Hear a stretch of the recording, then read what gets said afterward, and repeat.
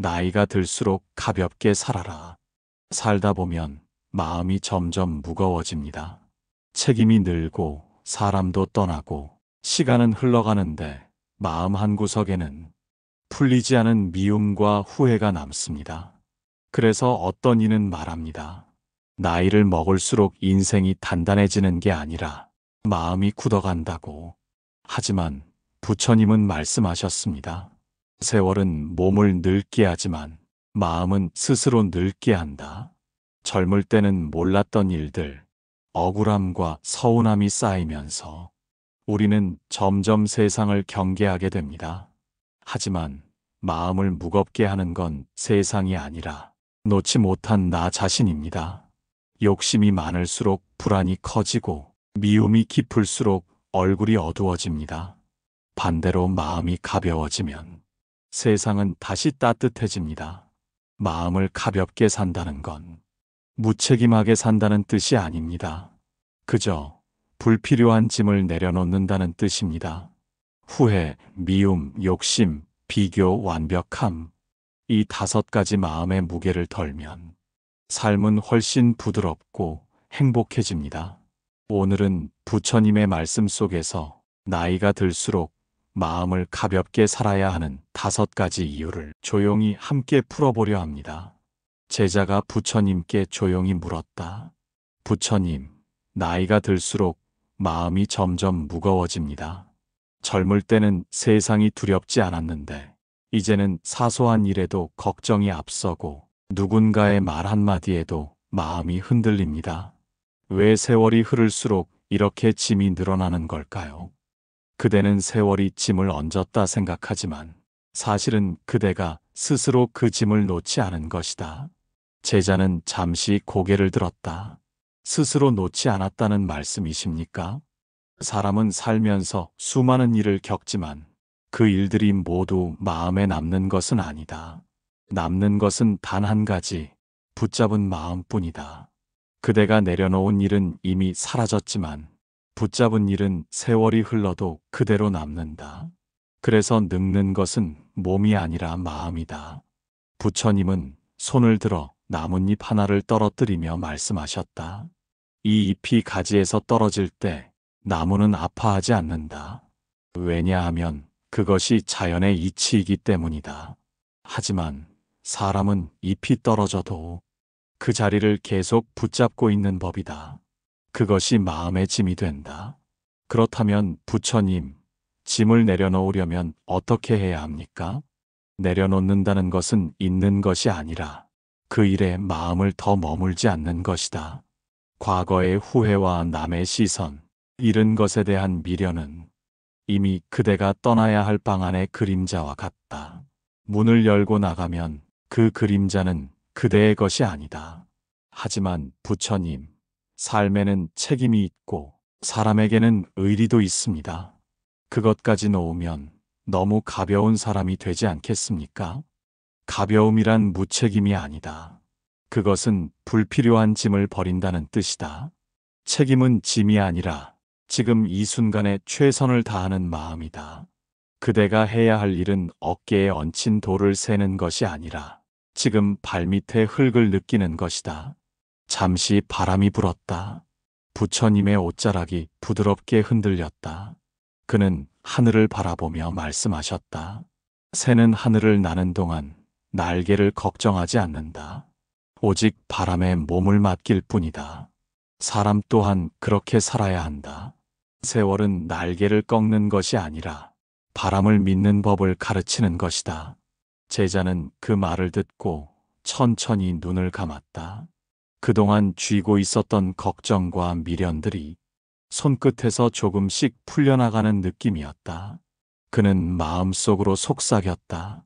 마음의 짐은 결국 내가 만든 그림자였구나. 부처님은 조용히 덧붙이셨다. 짐을 쥐면 세상이 무겁고 짐을 내려놓으면 세상이 가볍다. 세상은 변하지 않는다. 오직 그대의 마음이 세상을 무겁게 하거나 가볍게 할 뿐이다. 그날 저녁 제자는 처음으로 발걸음이 가벼웠다. 그는 깨달았다. 삶의 무게는 세월이 주는 것이 아니라 자신이 주인 마음이 만들어내는 것임을. 하루는 제자가 부처님께 와서 고개를 숙였다. 부처님, 저는 요즘 자주 지난 일을 떠올립니다. 그때 그렇게 하지 않았더라면, 그 말을 하지 않았더라면 내 인생이 달라지지 않았을까 하는 생각이 자꾸만 머릿속을 맴돕니다. 그 후회가 제 마음을 괴롭힙니다. 부처님은 조용히 제자의 옆에 앉아 모래 위에 작은 원을 그리셨다. 그리고 그 안에 점 하나를 찍으며 말씀하셨다. 이 점은 과거이고 이 원은 그대의 마음이다. 그대가 점만 바라보면 결국 세상은 그 작은 후회 속에 갇히게 된다. 하지만 눈을 들어 원 밖을 보면 세상은 훨씬 넓다. 제자는 그 원을 한참 바라보다 물었다. 부처님, 저는 그 점이 너무 선명해서 자꾸 눈에 밟힙니다. 잊으려 해도 떠오릅니다. 그대가 잊지 못하는 것은 기억이 아니라 감정이다. 기억은 이미 지나갔지만 그때의 감정이 아직 그대 안에 머물러 있는 것이다. 그러나 그 감정은 그대를 지키는 것이 아니라 그대를 붙잡고 있는 사슬이 된다. 부처님, 그럼 저는 어떻게 해야 합니까? 그때로 돌아가 잘못을 고치고 싶지만 그럴 수 없다는 걸 압니다. 그대는 이미 정답을 알고 있구나. 과거는 돌아갈 수 없으니 그대가 할 일은 고치는 것이 아니라 이해하는 것이다. 후회는 과거를 바꾸지 못하지만 그 과거를 바라보는 마음은 바꿀 수 있다. 잠시 바람이 불었다. 모래 위의 원이 흐려지고 점도 사라졌다. 부처님은 그 모습을 가리키며 말씀하셨다. 보아라, 바람이 불자 점이 사라졌다. 바람이 후회를 지운 것이 아니다. 그대가 붙잡지 않으면 세월이 스스로 치유한다. 부처님의 말씀은 조용했지만 가슴 깊은 곳에서 울림이 일었다. 그는 속으로 되뇌었다. 나는 내 과거를 벌주듯 바라보고 있었구나. 그대가 후회를 품는 동안 행복은 그대의 문 앞에서 기다린다. 문을 열어주지 않으면 복은 들어오지 못한다. 과거의 문을 닫고 지금의 문을 열어라. 지금 이 순간이 그대가 행복할 수 있는 유일한 자리다. 부처님, 이제 조금 알 것 같습니다. 후회는 잘못된 기억이 아니라 놓지 못한 감정이군요. 그 감정을 인정하되 그 안에 머물지 말아라. 눈물이 흘러야 눈이 맑아지듯 후회도 흘러가야 마음이 맑아진다. 그날 밤 제자는 오랜만에 깊은 잠에 들었다. 그는 꿈속에서 과거의 자신을 만났다. 그때의 자신은 여전히 불안했지만 이제는 그를 미워하지 않았다. 그저 조용히 다가가 그의 어깨를 가볍게 두드려 주었다. 제자는 다음 날 일어나 부처님께 미운 사람이 있으면 어떻게 하나요? 시간이 흘렀는데도 그 얼굴만 보면 마음이 답답하고 숨이 막힙니다. 용서하고 싶다고 생각하면서도 막상 마주치면 마음이 굳어집니다. 부처님은 제자의 눈빛을 한동안 바라보다가 조용히 물었다. 그대는 불을 손에 쥐고 있으면서 왜 손이 뜨겁다고 탓하는가? 제자는 놀란 눈으로 부처님을 바라보았다. 무슨 말씀이십니까? 그대의 미움은 불과 같다. 그대는 그 불로 남을 태우려 하지만 사실은 그 불이 그대의 손을 태우고 있다. 부처님, 저는 그 사람에게 잘못을 당했습니다. 그런데 제가 왜 고통을 받아야 합니까? 그대가 고통받는 것은 그 사람 때문이 아니라 그 사람을 마음속에 계속 머물게 했기 때문이다. 남이 던진 돌은 잠시의 상처를 내지만 그 돌을 쥐고 놓지 않는 것은 그대 자신의 선택이다. 부처님은 작은 컵에 물을 가득 따르며 말씀하셨다. 이 물에 소금을 한 줌 넣어 보아라. 제자는 소금을 넣었다. 이제 마셔보거라. 제자가 한 모금 마시자 얼굴을 찡그렸다. 짜고 역합니다. 부처님은 고개를 끄덕였다. 이제 그 물을 강에 풀어라. 제자가 그렇게 하자 물은 금세 맑아졌다. 이제 강의 물을 마셔보거라. 제자는 물을 떠서 마셨다. 맞습니다, 부처님. 소금은 미움이고 컵은 그대의 마음이다. 컵이 작을수록 한 줌의 소금에도 물은 쓸모없게 된다. 그러나 마음이 넓으면 그 어떤 미움도 그대를 해치지 못한다. 그럼 부처님, 용서는 그 사람을 위한 것입니까? 용서는 남을 위한 것이 아니라 그대 자신을 자유롭게 하는 일이다. 미움을 쥔 사람은 과거에 묶이고 용서한 사람은 오늘을 살아간다. 바람이 살짝 불었다. 부처님 곁에 등불이 흔들렸지만 꺼지지 않았다. 부처님은 그 등불을 바라보며 말씀하셨다. 미움은 바람과 같아 잠시 등불을 흔든다. 그러나 그대가 마음을 지키면 불은 꺼지지 않는다. 그대의 평화는 남의 행동에 달린 것이 아니라 그대의 선택에 달려 있다. 제자는 눈을 감았다. 마음속에 오래 남아있던 얼굴들이 떠올랐다. 그 중에는 아직도 미운 사람이 있었지만 이상하게도 그 얼굴이 조금은 희미해졌다. 그는 조용히 속삭였다.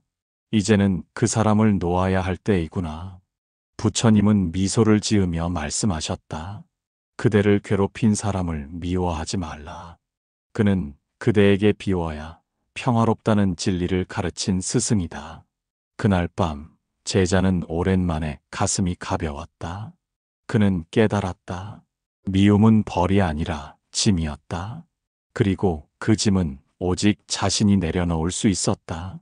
어느 날 제자가 부처님께 와서 한숨을 내쉬었다. 부처님, 저는 요즘 제 마음이 자꾸 작아지는 느낌입니다. 남보다 늦은 것 같고 내가 걸어온 길이 초라하게 느껴집니다. 저 사람은 저렇게 잘 사는데 나는 왜 늘 부족한 걸까요? 그대는 밭에 심은 여러 꽃을 본 적이 있느냐? 예, 부처님. 붉은 꽃도 있고 노란 꽃도 있었습니다. 그 꽃들이 모두 같은 날 피었느냐? 아닙니다. 어떤 꽃은 먼저 피고 어떤 꽃은 조금 늦게 피었습니다. 세상도 그러하다. 누군가는 봄에 피고 누군가는 여름에 핀다. 늦게 핀 꽃이 시든 것은 아니며 먼저 핀 꽃이 더 귀한 것도 아니다. 각자의 계절에 피어나는 것이 조화의 법이다. 그런데 그대는 남의 꽃을 보며 자신의 계절을 잊고 있구나.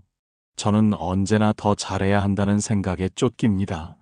그래서 늘 마음이 불안하고 남의 행복을 보면 왠지 초라해집니다.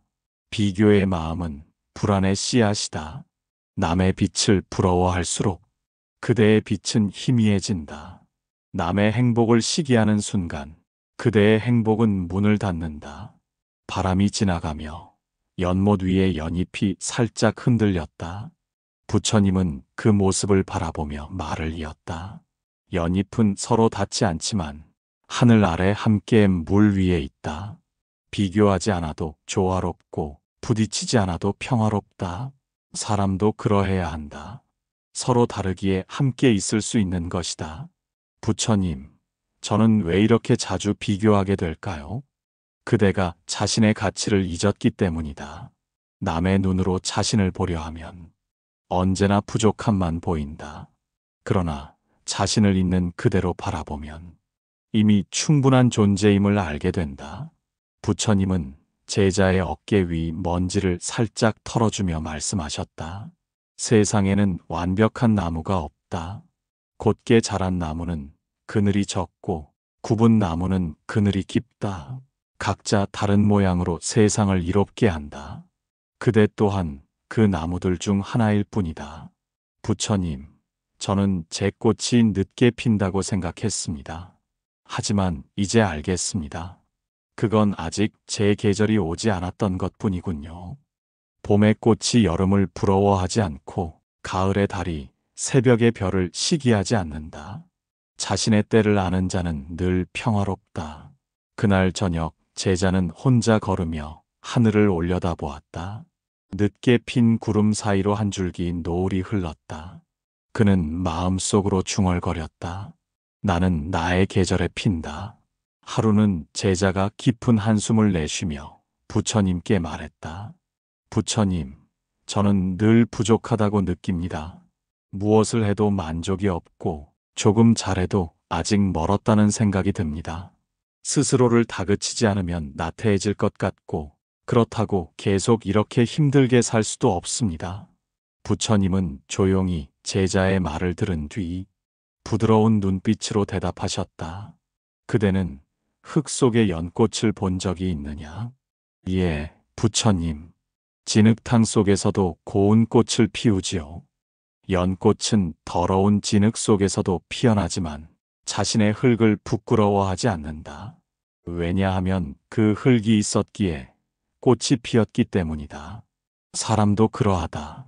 불완전함이 있어야 성장하고 실수가 있어야 깨달음이 있다.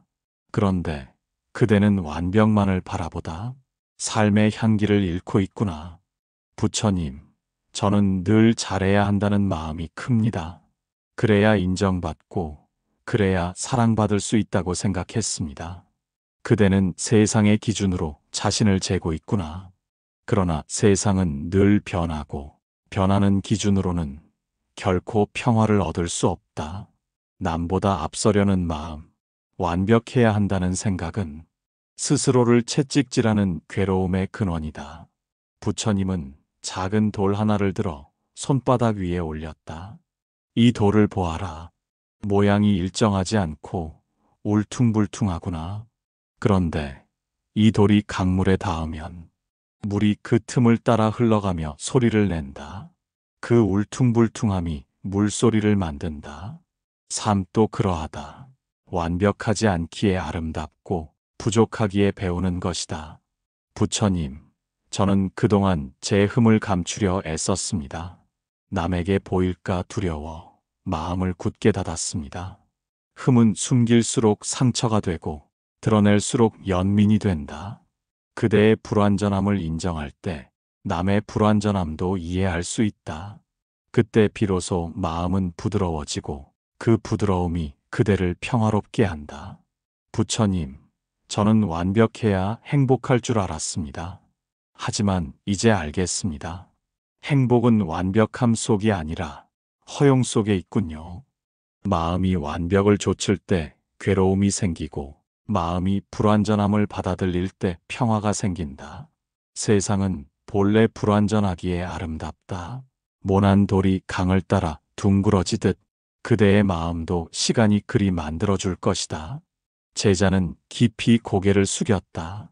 그의 눈가에 잔잔한 눈물이 맺혔지만 그 눈물은 슬픔이 아니라 편안함이었다. 그는 깨달았다. 완벽을 향한 집착이 사라지면 비로소 삶이 완전해진다는 것을. 제자가 부처님께 다가와 조심스레 입을 열었다.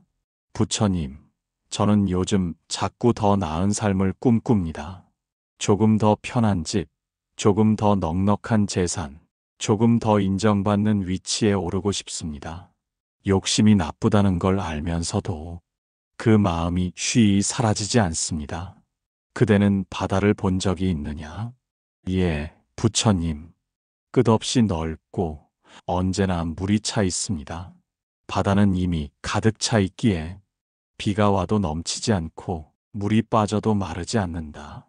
그대의 마음이 바다처럼 넉넉하면 더 가지려는 욕심은 생기지 않는다.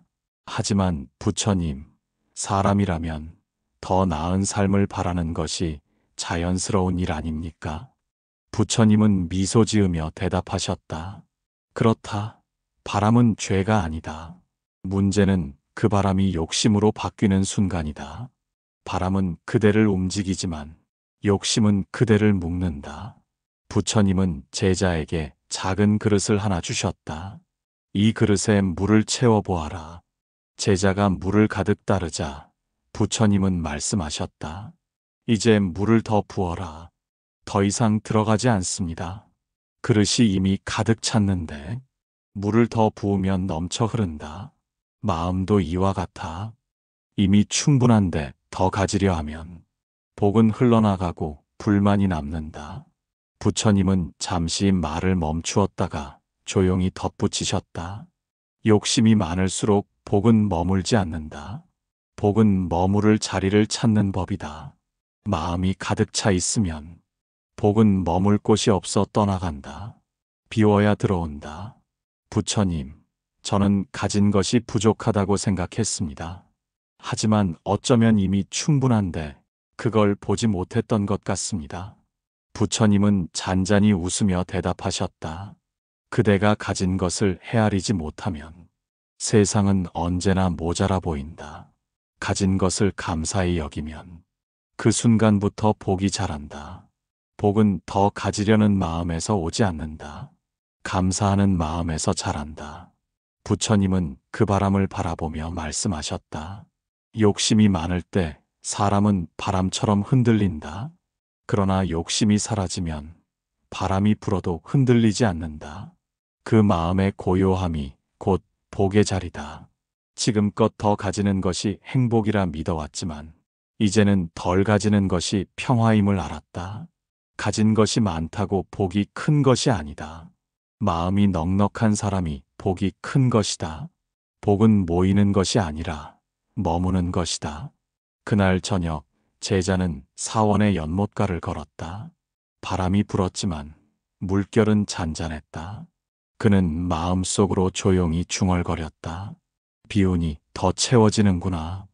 이것이 부처님이 말씀하신 복이구나. 하루는 부처님이 제자에게 물으셨다. 그대는 거울을 자주 보는가? 예, 부처님. 아침마다 얼굴을 봅니다. 그대는 거울을 볼 때 무엇을 찾는가? 얼굴의 주름과 표정을 봅니다. 세월이 흘러가는 흔적이 보이면 괜히 마음이 무거워집니다. 부처님은 잔잔히 미소를 지으며 말씀하셨다.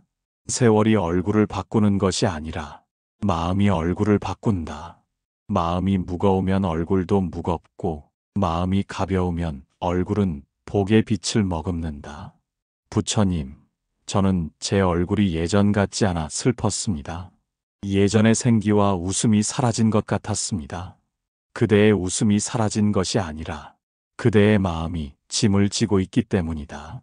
마음을 가볍게 하면 웃음은 스스로 돌아온다. 웃음은 꾸며서 짓는 것이 아니라 평화로운 마음에서 피어나는 꽃이다. 그대는 인생을 견디려 하지 말고 흘러가게 하라. 무거운 돌을 품고 강을 건너면 가라앉지만 손을 펴면 물이 그대를 떠받친다. 삶도 그러하다. 쥐는 자는 괴로움 속에 가라앉고 놓는 자는 평화 속에 떠오른다. 제자는 그 말을 듣고 눈을 감았다. 그동안 마음속에 쌓인 미움과 후회, 비교와 욕심이 떠올랐다. 그것들은 모두 그가 붙잡고 있던 돌들이었다. 그는 조용히 숨을 내쉬며 마음속으로 중얼거렸다. 이제는 쥐지 않겠습니다. 무거운 마음을 내려놓겠습니다. 그대가 짐을 내려놓는 순간 복은 그대에게 자리를 찾는다. 무거운 마음에는 복이 머물지 못하고 가벼운 마음에는 복이 머문다. 왜냐하면 복은 고요함을 좋아하기 때문이다. 부처님의 얼굴에는 세월의 흔적이 있었지만 그 눈빛에는 한 점의 흐림도 없었다. 그는 물었다. 부처님, 저는 나이가 들어가는 것이 두렵습니다. 몸은 약해지고 세상은 멀어지는 것 같습니다. 늙는 것은 괴로움이 아니다. 그대의 마음이 무거워지는 것이 괴로움이다. 세월이 흘러도 마음이 가볍다면 그대는 여전히 젊은 것이다. 인생의 마지막까지 그대의 얼굴에 미소가 있다면 그대는 이미 복을 다 이룬 사람이다. 무거운 마음으로 100년을 사는 것보다 가벼운 마음으로 하루를 사는 것이 더 복되다. 그날 저녁 제자는 사원을 나서며 하늘을 올려다보았다. 노을이 붉게 번지고 바람이 부드럽게 불었다. 그는 문득 자신의 얼굴이 미묘하게 달라졌음을 느꼈다. 어제보다 더 부드럽고 어제보다 조금 더 따뜻했다. 그는 조용히 미소 지었다. 이제 알겠습니다, 부처님. 가벼운 마음이 곧 복된 얼굴이군요. 멀리서 들려오는 풍경 소리가 그의 미소에 맞춰 잔잔히 울렸다. 그 소리는 마치 이렇게 속삭이는 듯 했다. 마음을 가볍게 하라. 그것이 곧 행복으로 가는 길이다.